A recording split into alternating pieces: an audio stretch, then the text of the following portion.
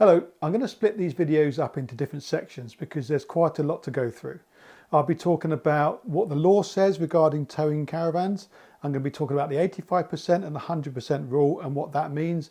And also I'm going to be talking about a bit of an 85% rule hack if you really want to stay with that 85% rule guidelines. So I think it's best to start with what your car can tow, because it's really frustrating when you spend hours trying to find that absolutely perfect caravan for you, only to discover that your tow car can't tow it. And believe me, I've been in this situation.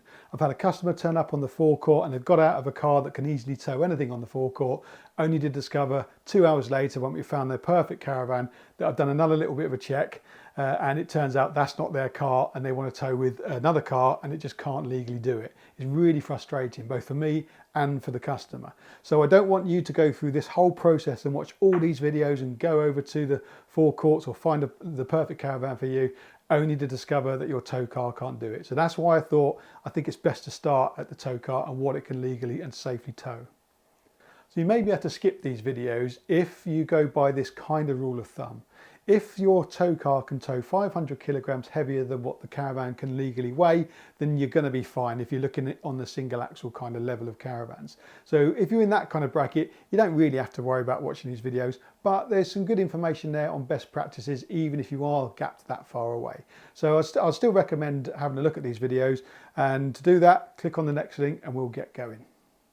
Sorry, I forgot to say what MTPLM means. So M, maximum, T, total, P, permissible, L, laden, M, mass.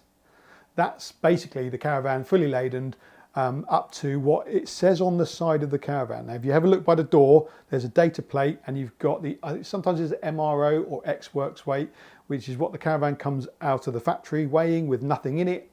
And then you've got the MTPLM, is what I just said just then. That's what the caravan can legally be weighed up to. So if you put all your bits and bobs in, it mustn't exceed that figure.